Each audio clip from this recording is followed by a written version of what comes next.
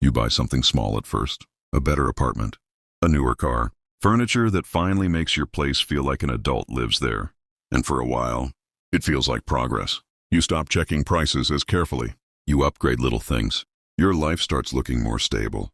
But then something strange happens. You wake up tired, even after making it. The job matters more now. Missing one paycheck feels heavier now. You can't leave. Not really. And this is the part nobody says out loud. Some purchases don't improve your life. They redesign it around needing the next paycheck. That's why people making more money often feel less free. Not because they failed, because the things they bought quietly converted income into obligation. And the worst part, most of these purchases look responsible, normal, smart even. But over time, they begin shaping your schedule, your stress, your identity. Until one day you realize you didn't build freedom. You built a lifestyle that panics when work stops. And once that happens, you're no longer choosing the 9-to-5 life. You're protecting it. Top 10, the apartment that matches your salary. It starts with a sentence that sounds harmless. You deserve a nicer place. So you move.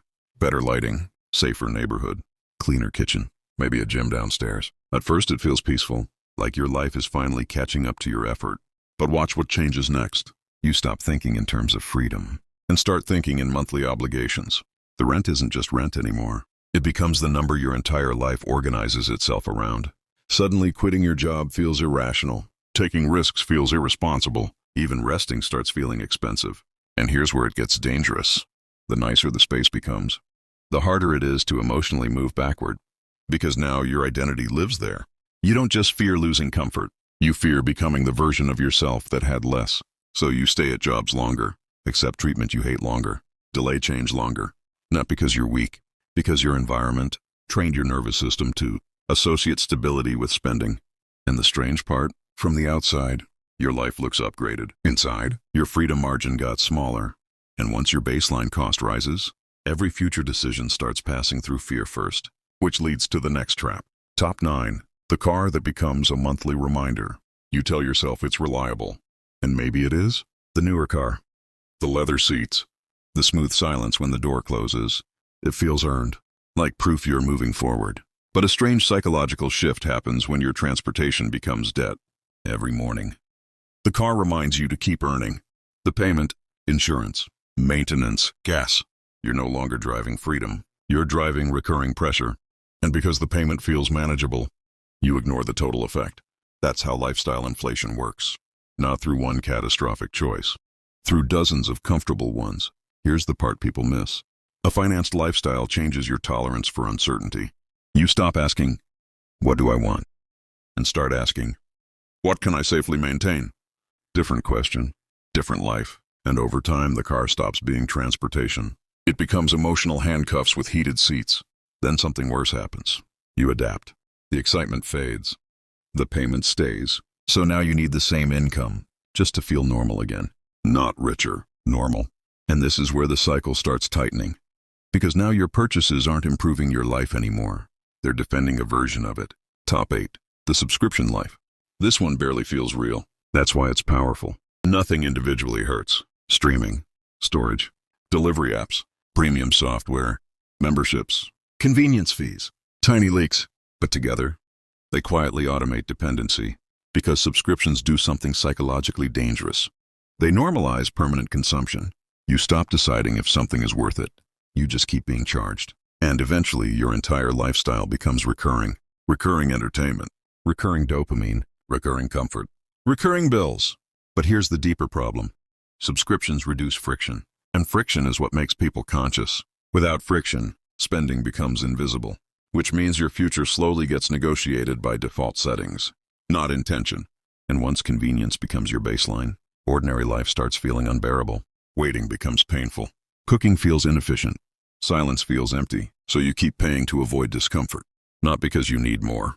Because your nervous system forgot how to tolerate less. And that's when consumption stops being a tool. It becomes emotional regulation. Which is exactly why the next purchase traps people even harder. Top 7. The house that owns you back. People call it settling down. But sometimes, it's settling permanently. The house is bigger. The rooms echo slightly when you move in. You stand in the empty kitchen imagining your future there. And emotionally, it feels like arrival. But financially, something else begins. A mortgage doesn't just cost money. It changes your relationship with time. 30 years. Think about that. Entire decades get psychologically pre-assigned before they happen. And suddenly your career decisions feel narrower. You tolerate commutes longer, stress longer, exhaustion longer, because the house transformed stability into obligation. And here's the uncomfortable part. A lot of people don't buy homes because they're financially ready. They buy homes because they're emotionally tired of uncertainty. That's different. One is strategy. The other is relief. And relief makes people sign things they'll spend decades protecting. Then the hidden costs arrive. Repairs, insurance, property taxes, furniture to match the house. Because empty space creates consumption pressure, every room silently asks for more money. But this isn't even the worst part. The house slowly changes your identity. You stop seeing yourself as flexible. You become rooted, careful, predictable. You begin organizing life around preserving what you bought, not expanding who you could become. And this is where the video changes. Because this was never just about purchases. It's about fear. Top 6. The successful lifestyle. This is the midpoint where people usually stop being honest with themselves. Because the trap no longer looks like struggle. It looks like success. Nice dinners, better clothes, upgraded vacations, a cleaner aesthetic, a life that photographs well, and everyone around you reinforces it. You're doing great. But something feels off. You earn more now. So why does stopping feel impossible? Because this was never about money. It's about the version of you that keeps purchasing proof that your effort mattered again and again. That's the identity break most people avoid. The purchases aren't solving insecurity. They're decorating it, and this is where it spikes. You're not building wealth. You're maintaining a life that requires continuous performance. A life where burnout becomes financially inconvenient. A life where rest creates anxiety. A life where your calendar is no longer yours. And the scariest part, the outside world rewards this behavior. People admire the image, the grind, the visible progress. So you keep escalating, because slowing down now would feel like failure, even if continuing feels empty. And once identity gets attached to visible success, the next purchase becomes almost inevitable. Top 5. The luxury upgrade that resets your standards. The first luxury purchase changes more than your bank account. It changes your perception. Suddenly, the old version of life feels unacceptable. Flying economy feels irritating. Budget hotels feel depressing. Older technology feels slow. Your standards rise quietly, but your income has to rise with them forever. That's the part nobody calculates. Luxury is rarely a one-time expense. It's a permanent psychological recalibration. And humans adapt terrifyingly fast. What once felt extraordinary becomes baseline. Then baseline becomes invisible. Then invisible becomes necessary. So you keep climbing. Not because you're happier, because returning downward now feels emotionally painful. This is called hedonic adaptation. But in real life, it feels simpler than that. It feels like, I can't go back. And those 4 words trap millions of people inside work they secretly hate. Because once comfort becomes identity, freedom starts feeling dangerous. Then something subtle happens. Your future choices stop being based on curiosity. They become based on preservation. Protect the image. Protect the comfort. Protect the standard. Protect the life. Even if the life is exhausting you. And eventually, you don't know whether you actually enjoy the luxury anymore, or whether you're just afraid of losing it. Top 4. The degree you can't escape. This one starts earlier than most people realize. A loan document, a campus tour, a promise. This investment will pay off. And sometimes it does. But psychologically, student debt creates something deeper than financial pressure. It creates obedience pressure. Because when you owe years of future income, you become less willing to risk that income. So people delay creative work, delay entrepreneurship, delay career pivots. Not because they lack ambition, because debt punishes uncertainty. And this creates a strange modern reality. People spend years buying an education, then spend decades trapped protecting the cost of it. But here's the darker layer. A lot of people don't pursue certain careers because they love them. They pursue them because the debt demands stability. That changes identity. You stop asking, who do I want to become? And start asking, what can safely service the payment? Again, different question, different life. And over time, the original dream fades. The payment remains, which leads to one of the most socially accepted traps of all. Top 3. The family lifestyle you can't pause. This is where the pressure becomes emotional. Not just financial. The bigger house. The safer neighborhood. The school district. The activities. the birthdays, the expectations. None of it feels optional anymore. Because now your decisions affect other people. And once responsibility enters the picture, fear multiplies. You stop thinking in possibilities. You think in consequences. What if income drops? What if you fail? What if instability hurts the people you love? So you stay at the job, in the routine, inside the schedule. And this is why many people slowly become strangers to themselves in their 30s and 40s, not through one dramatic collapse, through years of suppressing risk for security, until eventually their entire personality becomes maintenance. Maintenance of bills, maintenance of routines, maintenance of expectations, and from the outside it looks admirable, responsible, mature. But internally, a quiet grief starts forming, because somewhere underneath the structure, the ambitious version of you is still alive, still watching, still wondering what happened. And this is where the realization becomes uncomfortable. You thought you were buying stability, but stability kept demanding more of your life in return. Top 2. The status purchases that replace self-worth.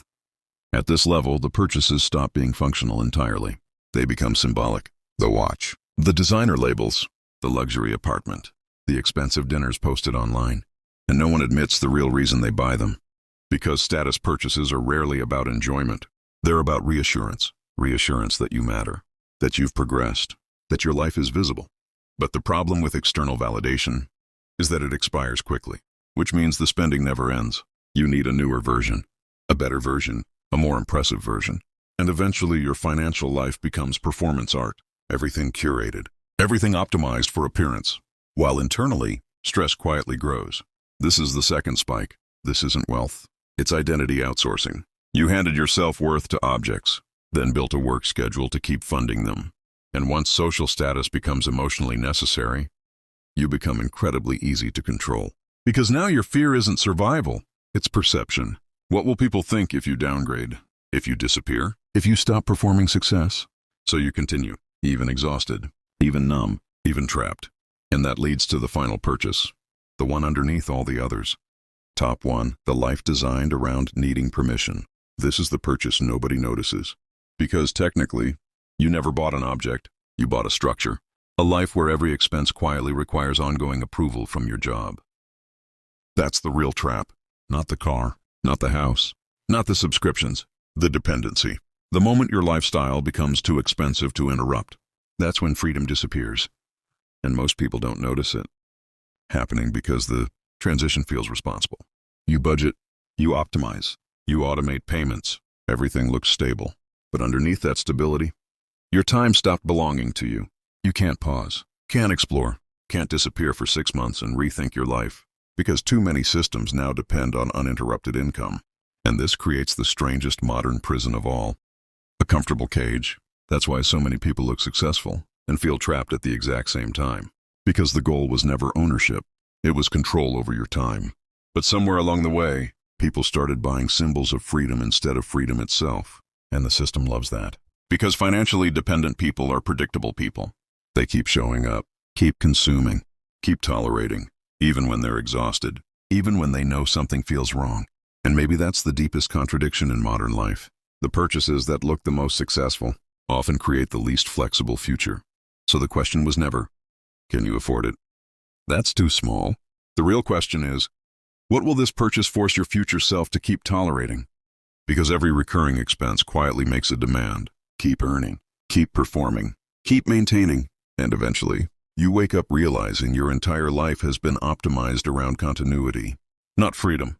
That's why two people can make the same salary and experience completely different lives. One owns their time, the other protects their lifestyle. And once you see that, it becomes impossible to unsee. But this still isn't the deepest layer, because some financial traps don't come from what you buy. They come from the decisions that slowly reshape your identity until survival starts feeling like success. And that's where the next video begins. Your life after 10 financial decisions that trap you forever.